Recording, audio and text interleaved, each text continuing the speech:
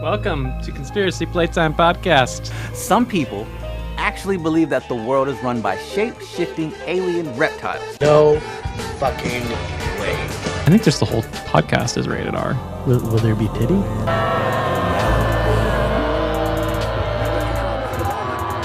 What the fuck is a conspiracy theory? When two separate events occur simultaneously pertaining to the same object of inquiry, you must always pay strict attention. The only Jewish conspiracy there is that I'm circumcised.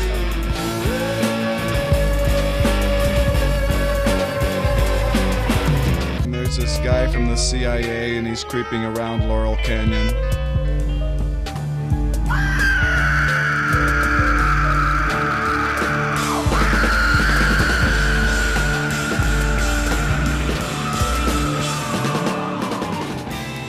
So anyone at any given time could be infected, don't even know it, and feel perfectly well. That's really the nature of science. Come on, man. That's like saying you, before you got in this program, you take a test where you're taking cocaine or not. What do you think, huh?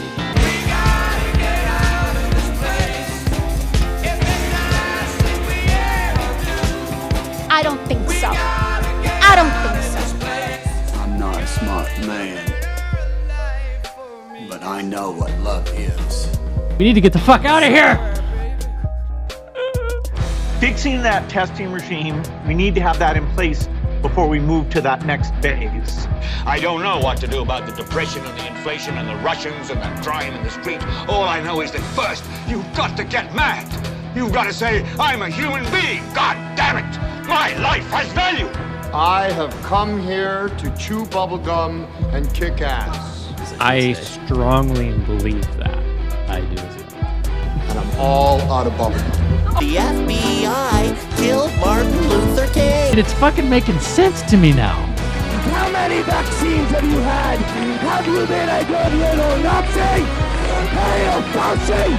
Hail Fauci! If our own government was responsible for the deaths of almost 100,000 people, do you really want to know? Yeah.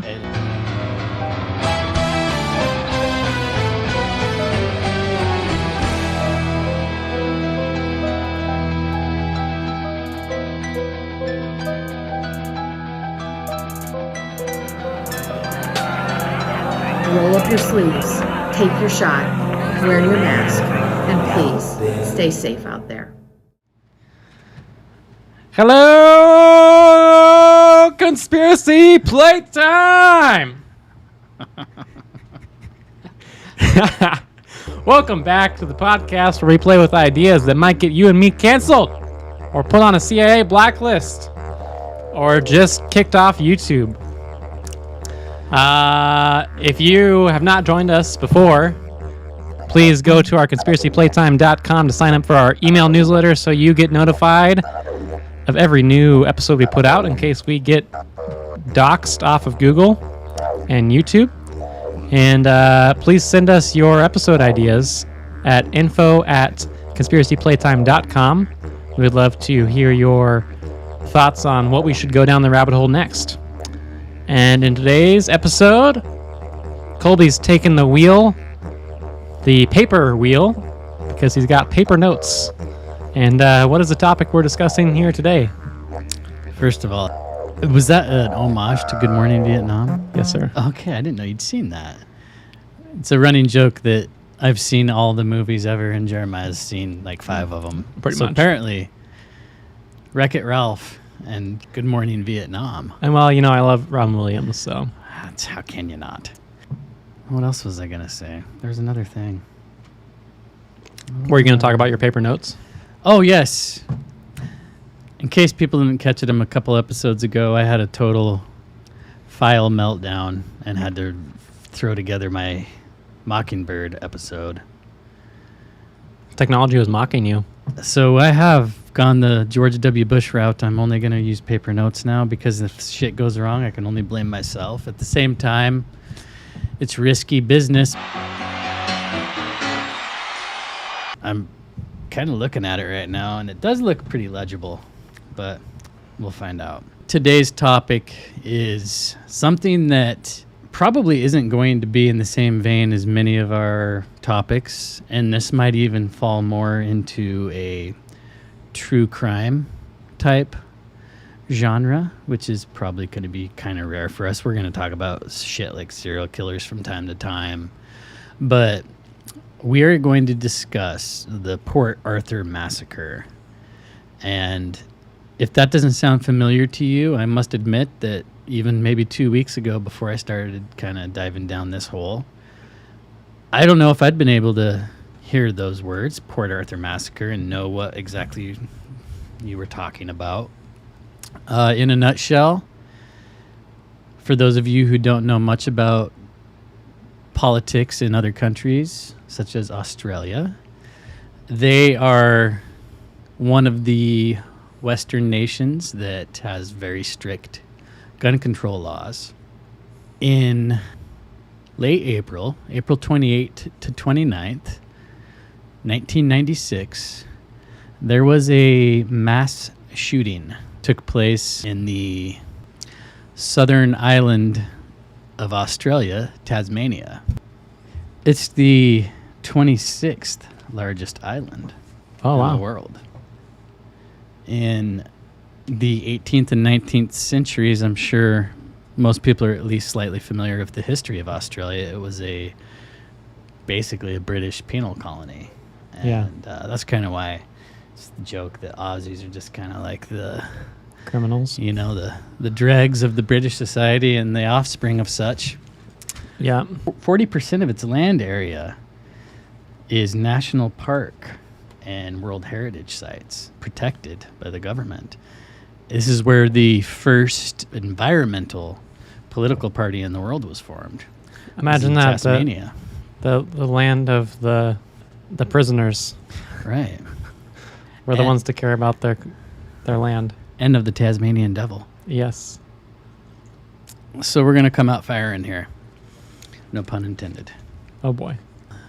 As a precursor to this episode, if you haven't really perused the title, this is a first part of a two-parter episode. And I was really kind of fumbling when Jeremiah pulled in this morning, and probably maybe an hour before he got here, I decided the best route to take would be to separate this episode into two separate episodes because I really have bitten off more than I can chew. I can't really condense this thing down into under 2 hours for the way I want to present it. So for the first part of this episode, we're going to approach it from a true crime point of view. We're going to look at the general consensus and the evidence of the case as laid out by what maybe we would call authoritative sources. If you're really licking your chops for the conspiratorial angle of this, I assure you it will come around. There will be little brief hints of it throughout this episode, but in part two, we're definitely going to dive into that. I suppose we should just give a brief overview. April 28th, 1996, in the historic prison site of Port Arthur, Tasmania, a 29-year-old man named Martin Bryant opened fire on crowds of people, killing 35 and wounding 23 others. At the time, this was one of the modern world's deadliest shooting sprees.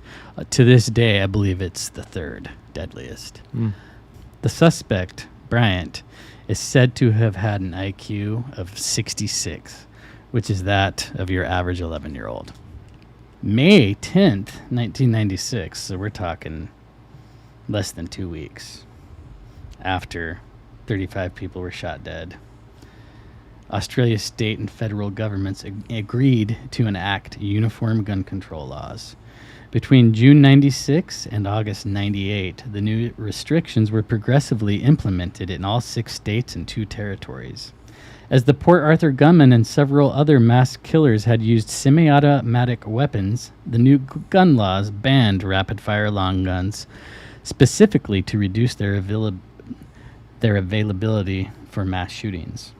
Under the 1996 through 1997 Australian firearms buyback, newly prohibited semi-automatic and pump-action rifles and shotguns were purchased by the federal government from their civilian owners at market value, funded by a levy on income tax. Tens of thousands of gun owners also voluntarily surrendered additional non-prohibited firearms without compensation. In total, more than 700,000 guns, we're getting close to 1 million, were removed and destroyed from an adult population of about 12 million. Australia's revised gun laws also require that all firearms be individually registered to their licensed owners, that private firearm sales be prohibited, and that each gun transfer through a licensed arms dealer be approved only after the police are satisfied of a genuine reason for ownership. I basically stumbled upon the topic of this episode when I was researching certain things that have started to happen within the last year in Australia. I don't know if you've seen any of this, but one example I can give that sent chills up my spine. A woman, pregnant at the time, posted on Facebook that she wanted to form a anti-COVID lockdown protest. For that reason and that reason alone, police knocked in her door and arrested her, and her husband caught this on film. I was just talking to somebody this morning about this episode we're going to do, and I don't see something like that happening here right now. Call me illogical if you will, but I'm taking the leap here. We are a well-armed populace. Australia is not. I want you to keep that in mind as I lay out the story of this Port Arthur massacre. Because, as we've said before, we do really love taking apart the how, but oftentimes when you get down to the why, you start to see things a lot more clearly. And now let's get into the story of the Port Arthur massacre, and I think that the place to start would be with the perpetrator, the lone gunman. And I won't reiterate this many more times. I've already said it once, and I will remind you once more before we get into this. After this crime took place and he was apprehended, Martin Bryant was said to have had an IQ of 66. And that's what? 9 points lower than Forrest Gump. Which is funny. Because as dumb as Forrest Gump was, you remember how he was with a fucking firearm? That's true.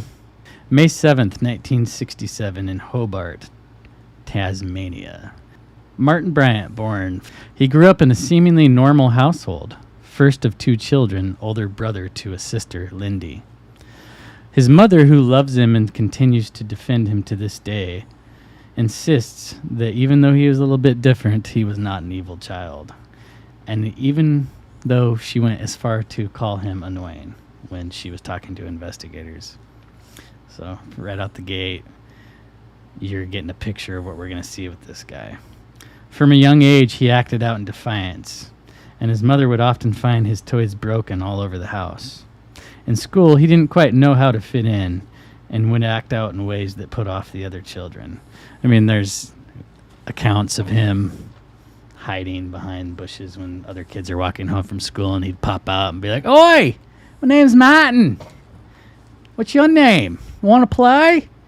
And the kids just didn't know what to make of him.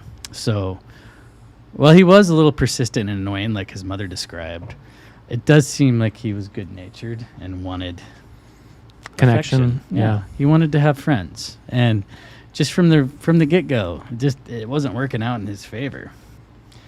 As he got older, he acted out in other ways. There's instances of him going in his neighbor's backyard and cutting down their trees and shit like that. He'd steal from other kids, and at a young age, he started being severely bullied. And what's a result of being bullied? Often you become a little bit violent yourself. Be the bigger bully. Yeah.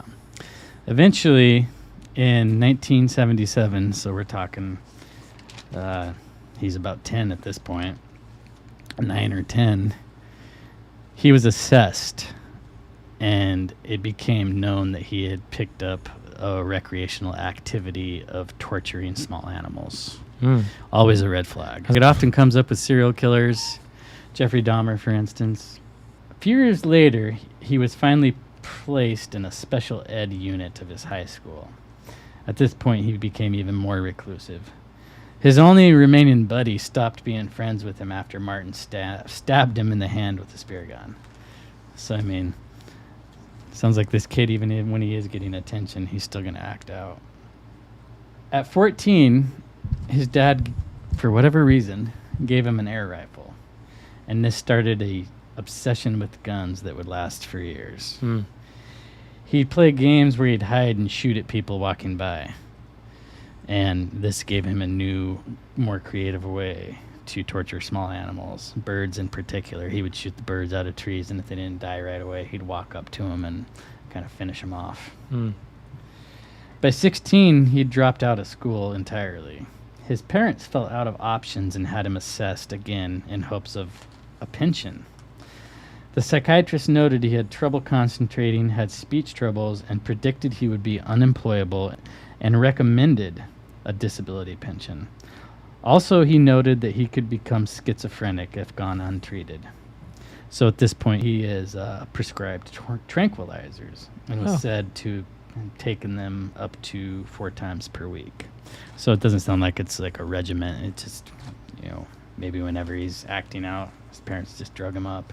And this is definitely, we're going to talk about certain mass shootings throughout recent history, and this does seem to be an overlying theme is psychiatric intervention and pharmaceutical treatments. Despite a bleak analysis, Martin went on to start his own lawn mowing service at the age of 19. While he was going door to door to recruit customers, he met 50-year-old Mary Elizabeth Harvey. She was an heiress to the Tattersall lottery fortune, and over here in the United States, that might not be a bell ringer, but I did research it a little bit. It sounds like it's a pretty big deal over there. Probably like the Powerball or something. Yeah, like that. I don't know if it's like video lottery or lottery tickets, but it was quite a thing to be the heiress of. She lived with her mother in a rundown mansion. For some reason, Mary Elizabeth Harvey decided to take Martin Bryant under her wing. He became a regular visitor, and the two formed a unique bond said to be strictly platonic. In this mansion where Mary lived with her mother, there was said to have been 14 dogs and over 40 cats. And they kind of sound like hoarders maybe, and there's just heaps of fucking garbage. In June of 1990, a neighbor reported the Harveys to the health authorities, and both Mary and her mother, Hilda, were immediately transported to the hospital after the medics assessed the situation. Weeks later, Mary's mother, Hilda, dies in the hospital at age 79. Mary returns to the mansion, and there's a cleanup order placed on the property. Maurice, who is Martin's father, takes a leave of absence from his work to help clean the place up. And this is kind of a bonding experience between Martin and Mary. And at the end of this, she had just lost her mother. She invites Martin to move in with her. The two became inseparable, and they began spending large amounts of her inheritance money. Some accounts say that they bought 30 cars in less than a 3-year period. Well, around this time, Maurice, Martin's father, was interviewed in regards to the reassessment of his pension. In this interview, he stated that Martin shouldn't be left alone and that he often spoke around going and shooting people. And the person that was doing the assessment did mark Martin should not live alone. I don't know if this guy knows that he wasn't living with his parents and that he was living with this new, we can't say girlfriend. In 1991, Martin and Mary moved from a mansion to a farm. And the neighbors at this place, they weren't very fond of Martin. He immediately gained a reputation for walking around at all hours, brandishing his air rifle, pointing it at people, shooting it at barking dogs. And he's perplexed as to why nobody wants to be his friend. So this is going to get a little bit weird. Martin never got a driver's license for obvious reasons. And Mary, said they bought 30 cars in 3 years. So they drove all over the place. She was always driving. And she talks about how she would sometimes let him steer. You remember when you were a little kid and your mom and dad let you do that sometimes? Kind of sounds like that. This helped Martin form a very bad habit. He would just randomly, at inopportune times, reach over and grab the wheel. And they had wrecked a couple times because of this. In October of 92, Mary and Martin are out on the road and they collide head-on with another car. And Mary is killed, as well as two of their dogs, out of the 14, I guess, that they have. Say what you will, even though there was no charges, having known Martin's odd habit of grabbing the wheel impulsively, one could speculate maybe he was the cause of this car accident. He, even though he was severely injured, he walked away from this. He did spend 7 months in the hospital with neck and spine injury. Before this happened, Mary Elizabeth Harvey had made Martin the sole beneficiary of her estate, and he gets somewhere over $500,000. His parents promptly petition to the state to set up a trust so that he can just get a certain amount per month. They don't want him to have access to all this money at once. So after the hospital, Martin moves back in with his parents, and at this time, his father kind of slips into a deep depression. He's kind of at his wits' ends with his son. He doesn't really know, what's in store. He mentions to his wife a few times that he feels a little suicidal. And at this point, the farm that Mary and Martin had purchased together is kind of just going to waste, and he took it upon himself to make it his project, and he just spent time out there cleaning the place up, getting it together. One day in August of 93, he goes to the farm. Though he made a habit of calling his wife and checking in with her, he calls her one night and says, "I love you."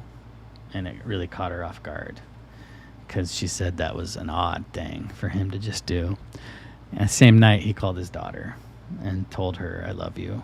That next day, an acquaintance of Maurice's shows up, and there's a note on the door that says, "Call the police." They show up. They scour the property. They can't find him anywhere. While they're searching, they keep noticing a weird blonde figure lurking within the tree line. And eventually he comes over, and they find out that it's the guy's son that they're looking for. And he just weirds everybody out. And even a couple times, he's like asking the female officers out on dates. Shit like that. So after 2 days of unsuccessfully searching this property, they call in some divers, and they find him in one of the reservoirs. And he has a weight tied to his neck, and he's at the bottom of the lake, or the reservoir, and he has an empty bottle of his prescription pills, whatever he was taking, antidepressants, in his pocket. The cops end up calling Martin over to identify the body. He does, with a nod, kind of confirms that it's his dad, and then he walks away, and a lot of the cops say that they swear they heard him giggling. So for a brief time, he was kind of a suspect, but they end up ruling it a suicide. So on top of what Mary Elizabeth Harvey had already left him, he now gets $250,000 more left to him through his father's superannuation, which is some kind of pension program in Australia, I guess. And then he sells the farm for another, I think it was like $175,000. So this dude's not hurting for money at this point. He moves back into the mansion, becomes even more isolated, and once again, he's brandishing his gun. He's got this reputation wherever he goes with having this fixation with his air rifle. Around this time, he starts dressing in a bizarre manner, wearing like linen suits with lizard skin shoes. There's one electric blue suit that he was always wearing with a ruffled shirt, and I kind of think of like Austin Powers.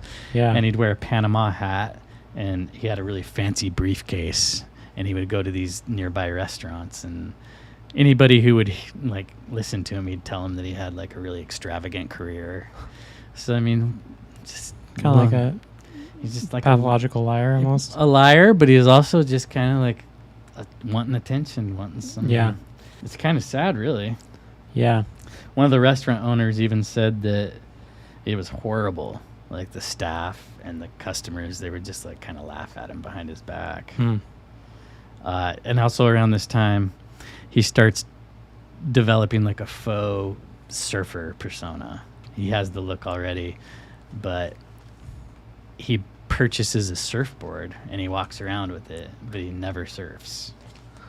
From late 93 through 95, he starts traveling a little bit, figuring, maybe me not being able to make friends just has to do with my location. But, much to his dismay, wherever he goes, he just finds that people treat him just like they do in Tasmania. He did say at some point that he really enjoyed the airplane flights, and people speculate it was because he had people sitting next to him that really couldn't just walk away from a conversation. And even like in later interrogations, he would tell investigators stories of like some of his successful interactions on airplanes. In 1996, he begins drinking pretty heavily, and he really liked the sweeter liqueur. Like he would drink Sambuca and Bailey's Irish Cream, and he kind of just lets the mansion property go. And as a weird twist of fate would have it, because you remember when he meets this heiress to the lottery fortune, he was wanting to mow lawns. So he puts an ad out for a gardener, and a woman by the name of Petra answers the ad. She becomes gardener, but she doesn't do it very long, and she ends up becoming his girlfriend, basically. About 2 weeks before the massacre, they go shopping together. He's purchasing a huge sports bag, like a duffel bag, and she asks him what it's for, and he tells her that it's for Tai Chi. And then she kind of walks away, and she eavesdrops when he's talking to the salesperson, and he asks the person if the straps are strong because he wants to carry a bunch of ammunition in it. He also had a tape measure with him and measured the bag. So this is when things are starting to look a little weird. A couple weeks later, they go over to Martin's mother. Her name's Carlene. I don't know if I've mentioned that. They go over to Martin's mother's house for dinner, and Petra notices he's getting a little bit drunker than usual, even though he's become quite a heavy drinker lately. They leave the house. They make a brief stop at a nightclub, and then they go back to the mansion, and she notices that he sets his alarm for 6 a.m., and she makes a mental note of it because she's never known him to set an alarm. And everybody else who was ever interviewed said, yeah, Martin never set an alarm. I mean, he didn't really have a job. Why would he need to be up at a certain hour? But he gets up the next day, and he seems kind of chipper, and they take a shower together. Petra leaves to go see her parents, and she has no idea what Martin's going to be doing. And after she leaves, he drinks half a bottle of Sambuca, straps his surfboard to the top of his Volvo, and he starts heading towards the southern end of Tasmania. For the continuation of the story, we need to go back to earlier in the year.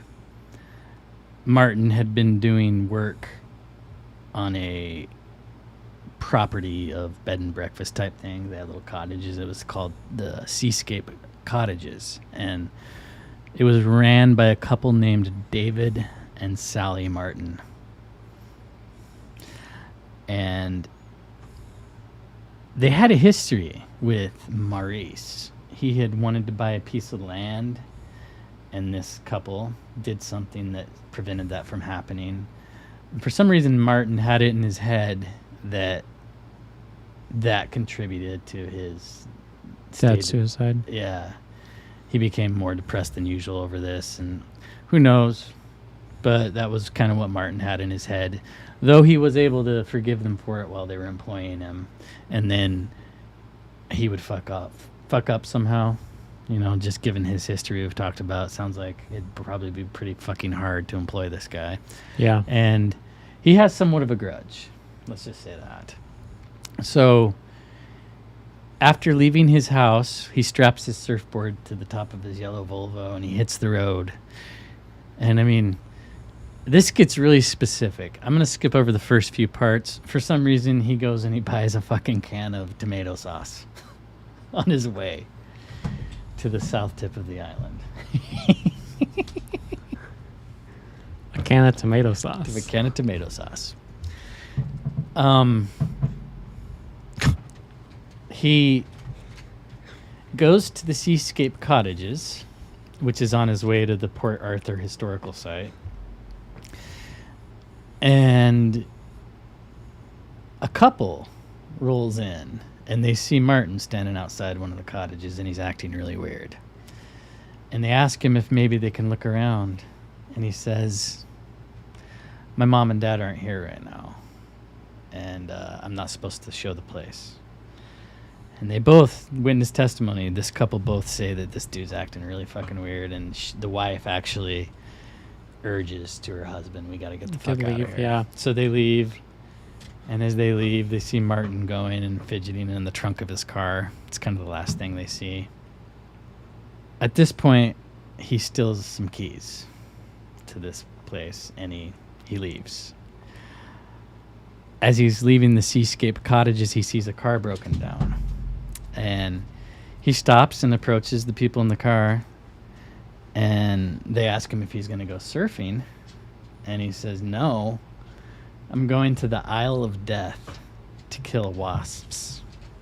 And so wasps are white Anglo-Saxon Protestants, and they're kind of a notorious group in certain parts of the world. Apparently, from witness testimony, he has a thing against wasps. He also has something against Japanese tourists. So, the Isle of Death? The Isle of Death is another offshoot of the Tasmania island, and it was just a penal colony island.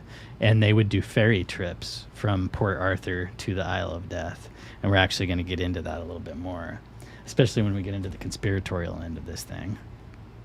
So from the Seascape Cottages, he goes to a family friend's home on the south end of Port Arthur, and he asks the guy how his health is, and the guy says, oh, I'm doing all right, how are you? And Martin says, yeah, I'm doing good, I'm not drinking much these days, I also quit smoking. And he asks if he can see the guy's wife, and the guy says, well, yeah, she's in the house, but I'm gonna come with you. And it turns out that earlier, years prior, Martin had kind of had a fixation with this woman, and so the husband wasn't about to let him go talk to her alone. Sure. And so when he says, yes, I'll go with you, he knew that Martin would probably lose interest, and he did, and he just leaves. And from here, and this is around 12:35 p.m. He's probably going to go confess his love to her one last time. Who knows what he had in mind. The guy says that he was in a kind of a cool, calm demeanor when he left. And then from there, at 1:10 p.m., he arrives at the toll booth outside of Port Arthur Historical Site. He makes some complaints to the toll booth worker, and he goes to the car park, which is how weird Europeans, and I think even on the East Coast sometimes it's a parking lot, right? Yeah. Car park. Park the car in the car park. He goes to the parking lot of the Broad Arrow Cafe, and an employee working the parking lot talks to Martin, and Martin says he wants to go park down by the buses.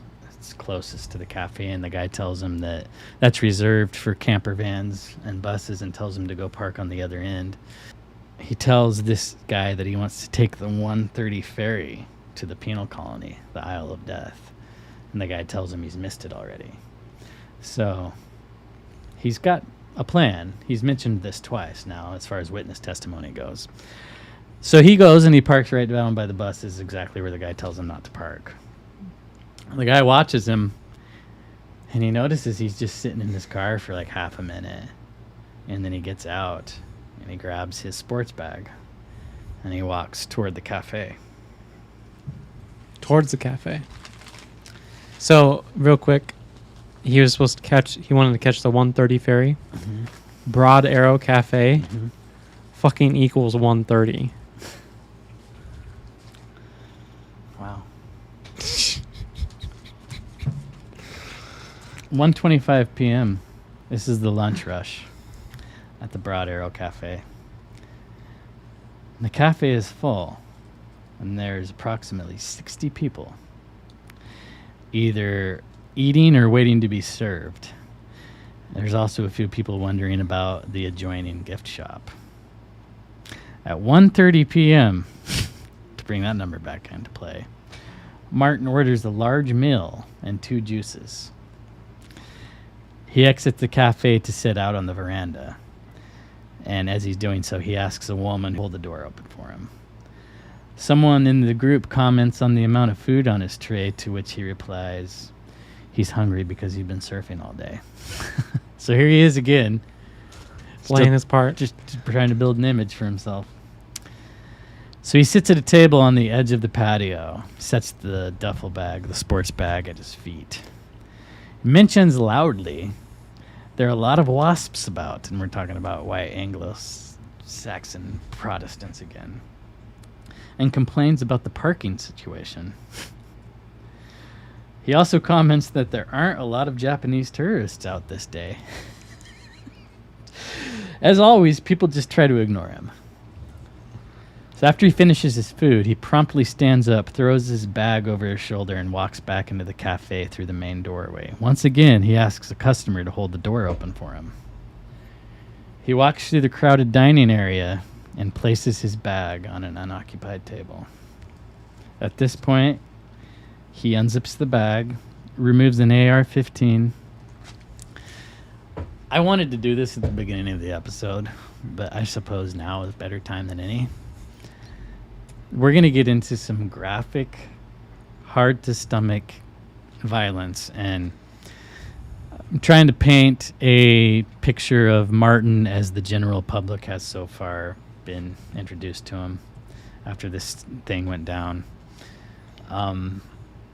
Whether he did this or not, whatever happened on this day, people died. Yeah. And I'm going to... That shouldn't have died. People were sacrificed, whether it was the intent of one sole gunman or something else at play. Whatever was the cause of this, I'm going to go through it step by step. I'm not going to talk about fucking brains sticking to the wall or anything, but there's some shit in here where kids die. That kind of thing. So he goes back into the restaurant, puts his bag on the table, removes a semi-automatic AR-15 with a clip fitted with 30. So the magazine holds 30. Within approximately 4 seconds, he fires 5 shots, killing 3 people. A couple and a woman sitting with the large group with their backs to him. He continues to fire, directly targeting individuals as well as hitting others with stray bullets. He then turns and fires at people further down on the other end of the cafe. One man dives to hide behind the counter, while another stands and shouts, "No, no, not here." This man is immediately shot and killed. At this point, tourists outside begin approaching the cafe to see what is happening. They see a man slump against the window before sliding to the floor. This is victim number 7. Victims 8 and 9 fall seconds later, while the shrapnel injures a number of others. As human instinct takes over, people scatter and crawl over one another, some seeming to try to get out, others seemingly trying to shelter their friends and loved ones. Martin continues walking through the cafe, shooting people. There's witness testimony where they're just like the eerie calmness of which this shooter carried himself. And I'm getting a little bit ahead of myself here for this episode, but they also describe him shooting from the hip. We're talking like 1988 Rambo. circa Sylvester Stallone, Arnold Schwarzenegger movies where you're not sniping them, you're not scoping them. And who is out there shotguns? This will make sense to you, but that's not. You can't get an accurate shot, and also the recoil on that. I mean, for most people, the recoil on a freaking shot from the hip does not allow you to shoot accurately. People further down the island hear the shots. Many of them assume a reenactment is taking place, as often happens on this island. People try to escape through the back exit of the gift shop, but it's locked and won't budge. As Martin moves toward the gift shop, a man in shock, still seated at a table, quickly stands and then realizes he can maybe make a break for the front door. Martin shoots him twice. This man survives. The 2 gift shop workers at the counter are shot dead while others hide. Martin shoots and kills 1 man and woman before walking back into the cafe. Many survivors try to play dead as Martin seems distracted by a noise outside.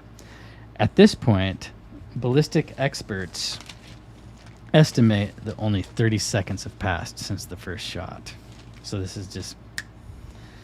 Maybe we should do a pause of how long 30 seconds is. This is where we're at right now, 52 minutes? Yeah. Perfect. I'm glad I decided to make this a 2-parter.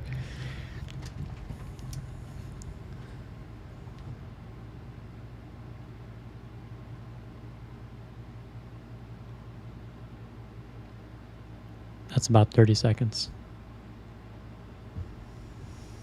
It's a lot of people dead.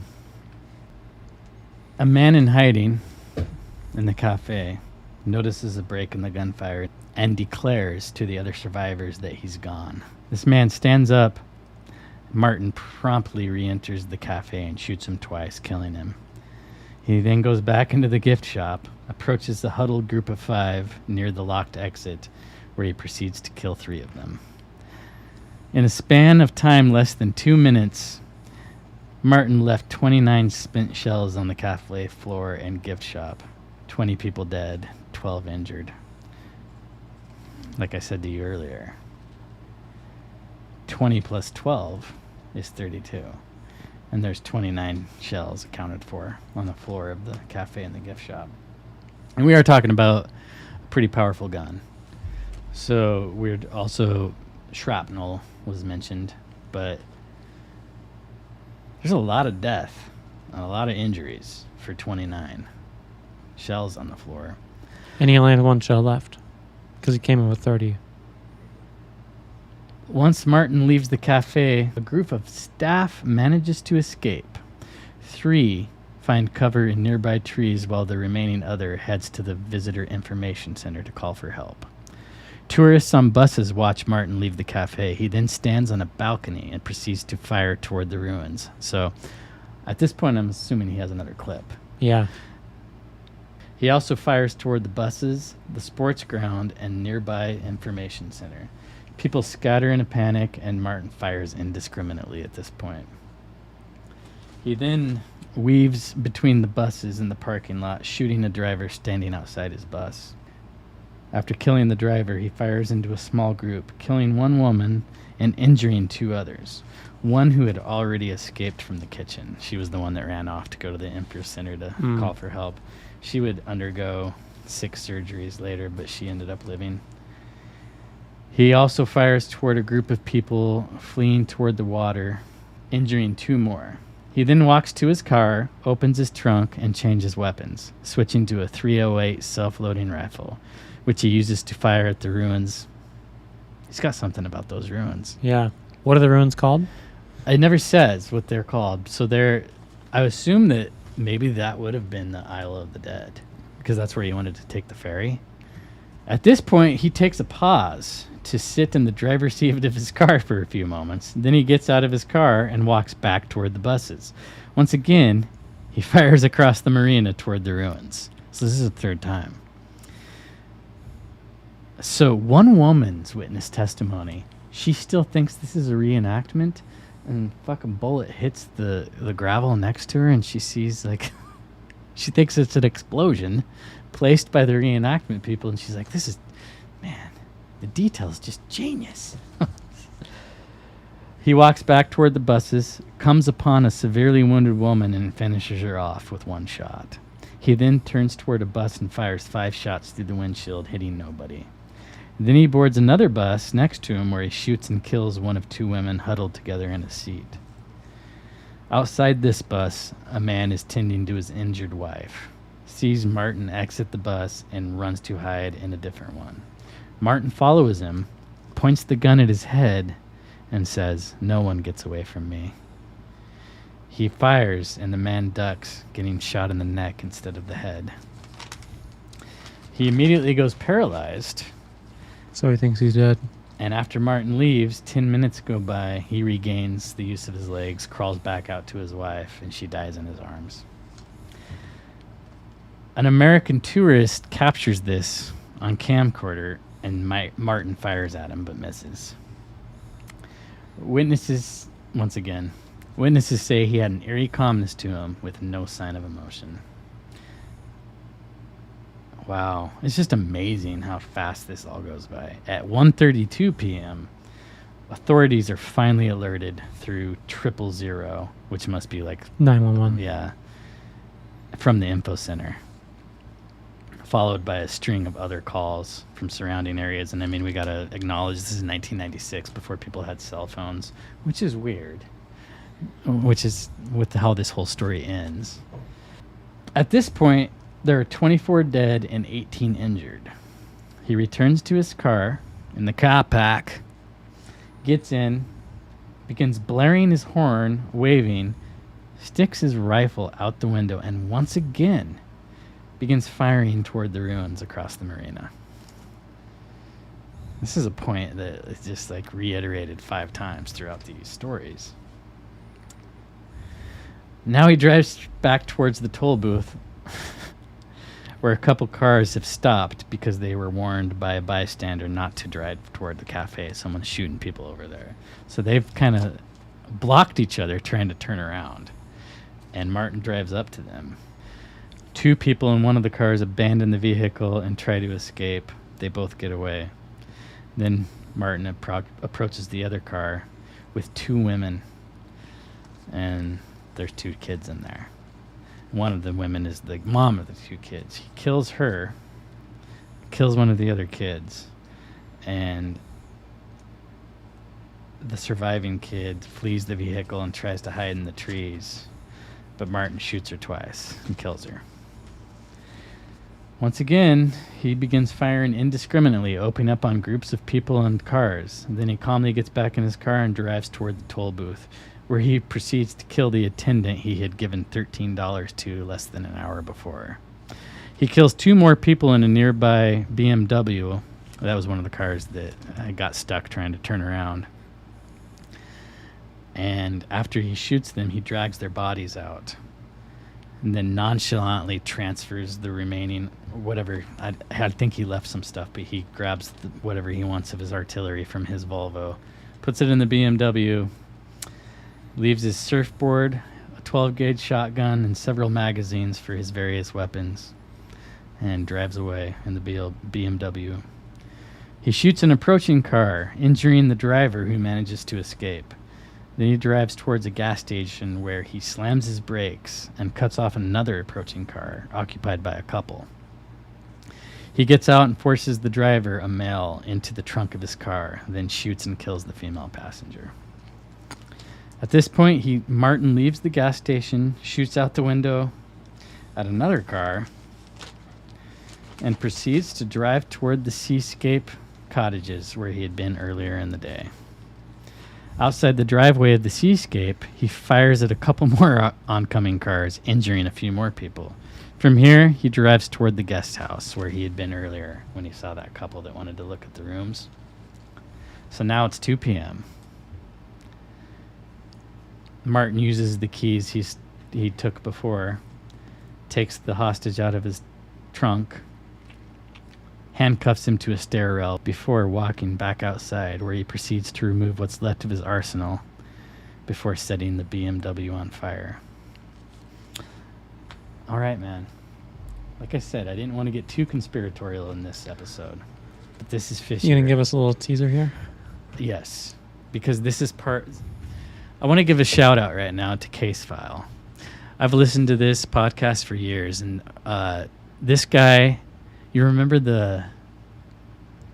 Man, he was called the Night Stalker, not Richie Ramirez, but it was the Golden Gate... Like the Golden Gate Killer? Or the Golden State Killer, but this guy would like...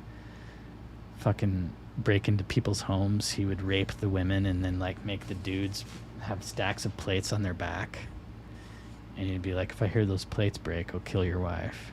And he would like rape them and leave, and then he eventually started killing the people. Wow. So I'd listened to that episode. It was like a 4-parter on this podcast, and this took place like back in the 80s. So I listened to that, and a week later they fucking arrested the guy because some of his family members did the 23andMe. Wow. This guy's thorough. He does his research. He's anonymous. He doesn't even have a name. It's the Case File, narrated by Anonymous. I do want to give a shout out to Case File at this point and just say that 3/4 of what I've just read, the step-by-step, came directly from this podcast.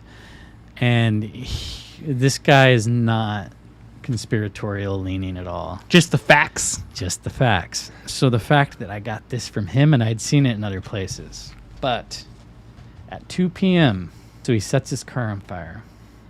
At this point, you know, they'd already made the call. The only 2 cops in the entire area were on a duty call at the time because there was an anonymous tip made about heroin found in jars. They're 20 kilometers away. They see it's laundry detergent. And so, the reason they're the only 2 fucking cops on duty is because on this weekend, there was a conference on the northern side of the island where all the fucking cops went. And there's a bunch of other irregularities, but this guy actually talked about this one, which I was kind of like, huh. So anyway, these guys are 20 kilometers away when the call comes in. And they hear live shooter event. We're the only 2 cops. And so they do something that's irregular, and they split up. They both take 2 different cars and 2 different routes to try to get there and like maybe catch the guys fleeing, who's ever doing this shooting. Updated calls keep coming in. The 2 cops get to the seascape, and they see half of the BMW is pretty much burned. So at this point, they're kind of right on his tail. Just after 2 p.m., they separate and post up at different points to stop in and out traffic. At this point, the BMW explodes, and both cops take cover behind their cars. And what follows is so fucking out there. I can't do it justice, and I would like my Australian counterpart from Case File to take over for about the next 7 minutes. And this is how this siege ends with Martin Bryant and the Port Arthur Massacre. About 2:10 p.m, Martin received a call from a reporter from the ABC television station who was randomly ringing local businesses trying to receive information about what was occurring. Martin answered the phone and told her his name was Jamie. The reporter asked him if he knew what was happening, to which he replied, "Lots of fun." Martin then told her that if she phoned him again, he would shoot his hostage. At 3:08 p.m, and again at 3:25 p.m, the girlfriend of Constable Highland received 2 telephone calls. Highland was by now hiding in a ditch outside Seascape. The calls were from Martin Bryant, who was again calling himself Jamie. Martin asked Highland's girlfriend if she knew where her husband was, and if she knew whether or not her husband was okay. When she didn't answer, Martin said that he knew where her husband was and used Constable Highland's name. Martin knew exactly who the officers waiting outside were. Remember, Constable Whittle was the officer who was with Martin when he identified his father's body. Sergeant Andrew Fogarty from the Special Operations Group arrived shortly afterwards, together with Constable Pat Hullen from the Traffic Operations Group. Constable Pat Allen reversed his police vehicle from the direction of Port Arthur towards Constable Whittle's vehicle. As he did so, Constable Whittle heard 3 very loud shots from the direction of Seascape. Bullets passed over Constable Allen's vehicle, hitting bush or shrubbery to his right. Constable Whittle was then joined by Constable Allen, and they both also took cover in a ditch off the side of the road. During their time in the ditch, a large number of shots were fired in their general direction from several different weapons. Every time they moved, Martin would fire at them. As well as his own firearms, Martin now had access to a considerable number of firearms owned by members of the Martin family inside Seascape. Specialist teams were put into place. Assistant Commissioner Lupo Prins initiated the SACPAV National Anti-Terrorist Plan that had been endorsed the previous year, November 1995. A police major incident room was set up at police headquarters, with Lupo Prins being the commander. A police forward command post was set up at Tirana, where Superintendent Bennett was the forward commander. The hostage situation required police negotiators, and by 2:25 p.m, a team was formed under Sergeant Terry McCarthy. At 3:30 p.m, the first negotiator's phone call is placed to the landline inside Seascape Cottages. Martin answered and continued to refer to himself as Jamie. By 4:30 p.m, the phone company had established a secure telephone line permitting a member of the negotiation team to communicate directly by telephone with Bryant. From that time until about 9:30 p.m, the police hostage negotiator made contact with Martin on several separate occasions. During these calls, Martin maintained the hostages were alive, claiming that he'd cooked them something to eat, made cups of tea, and given them orange juice. Oh, hello. It's Terry again. How are you? I'm fine. How's things going in there, mate? Fine, couldn't be better. Just like on a Hawaiian holiday. Hawaiian holiday? Yes, that's correct, sir. Oh, I'm sorry, I don't understand what you mean by that. I don't know myself, no. I'm making up some sandwiches. These people have got salad and some bacon in them. Right. And eggs. I'm going to fry up some bacon and eggs for them. Mm-hmm. Hey, I've got to go because this kettle's squealing downstairs, and I'm making a cup of tea now for the hostages. During the phone calls, Martin made comments about things he knew from the hostage he had taken in the boot of his car, leading investigators to assume he had some dialogue with the hostage. Martin demanded to be provided with a helicopter to take him to Hobart Airport, where he then wanted to be flown to Adelaide. He threatened to kill his hostages if these demands were not met. He said that when the helicopter arrived, he intended to take one hostage with him and release the others. Around 9 p.m, Police Special Operations Group members arrived from Victoria to assist the Tasmanian Special Operations Group. As shots were still being fired, they couldn't approach the house or open fire themselves for fear of hurting one of the 3 hostages. They didn't know for sure if they were still alive, but they had to assume they were. The Special Operations Group were able to get Officers Whittle and Allen out of their ditch under the cover of darkness, wearing riot shields and bullet-resistant jackets. At 11:35 p.m, a request was made for the coroner to attend. Police felt the outcome was looking grave. During the Seascape siege, Martin could see the movements of the Special Operations Group officers. He continually demanded their retreat each time they began to approach the house. He appeared to have excellent awareness of the events around him. A man was spotted on the roof of an adjacent building at one point, which is assumed had to be Martin. Later in the night, the cordless phone Martin was using began to run low on batteries. Police tried unsuccessfully to get him to return the phone to the charger, but it went dead, and there were no further communications. The siege continued throughout the night, and apart from a lull between the hours of 4 a.m. and 6 a.m. on the 29th of April, Martin continued to discharge firearms in various directions from the upper floor of the residence. Several different weapons were used, and in excess of 150 shots were fired. At no stage did any of the Special Operations Group police return fire because of the risk to the hostages. At 8 a.m. on the 29th of April, 18 hours after Martin arrived at Seascape Cottage, the house was set ablaze. The upstairs portion of the house was on fire, and there were flames coming partly down the lower level. The fire was spreading slowly, but Martin was still firing shots, so police couldn't approach. 30 minutes after the fire started, Martin Bryant walked out of the cottage, his clothes on fire. He taunted police to come and get him. He was tackled to the ground and the fire was extinguished. He was escorted by heavily armed Special Operations officers to a nearby ambulance and taken to the Royal Hobart Hospital. Survivors of the shooting were being treated in the same hospital. Martin was quickly ushered into a section segregated from survivors. After putting out the fire which had destroyed much of the large main cottage, 3 bodies were discovered in the rubble. David and Nolene Martin were found to have been killed before the rampage at Port Arthur started. The 3rd body was the hostage Martin had taken on the highway. It is still unknown exactly when he died, but he was the 35th person Martin Bryant killed that day.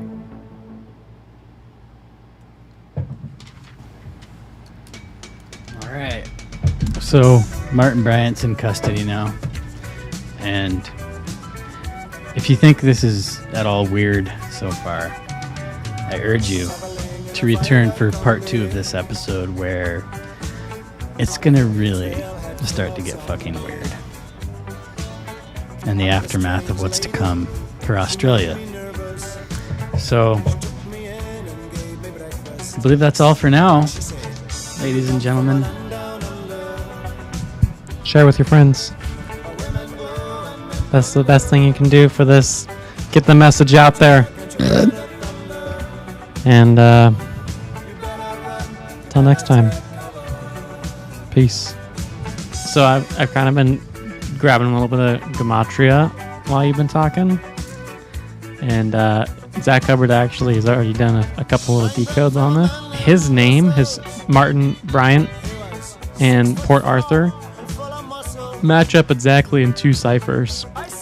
For 155 in the English ordinal, where A equals 1, B equals 2.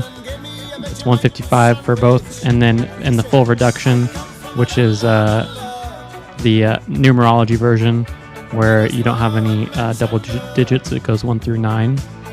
It's number 56. And 56 is actually a really big ritual number for the Jesuit order. And also, 56 was all over the map in 2020 with everything that was going on in 2020. And also, something that Zach Hubbard pointed out is that the date that he was born is 5767, which equals 79, and murder equals 79. So he's got the perfect birthday. And the killings happened in the year of 96, and Satanism equals 96, and Freemason equals 96, along with knowledge equals 96.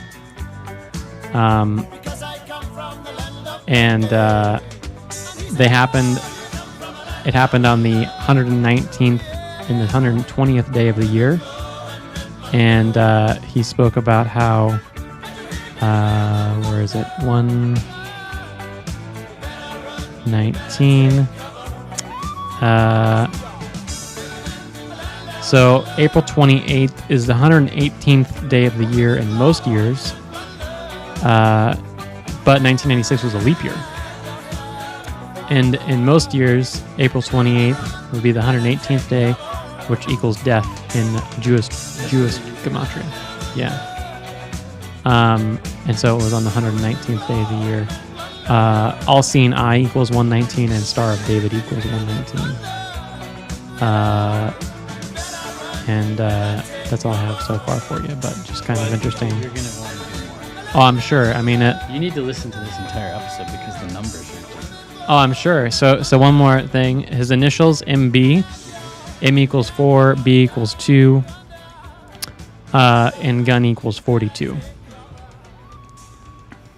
Yeah, and that's all I'm gonna go for now. Well, I'm glad we recorded that. We could even put this at the end of the episode. Yeah. Little gematria analysis. Yeah.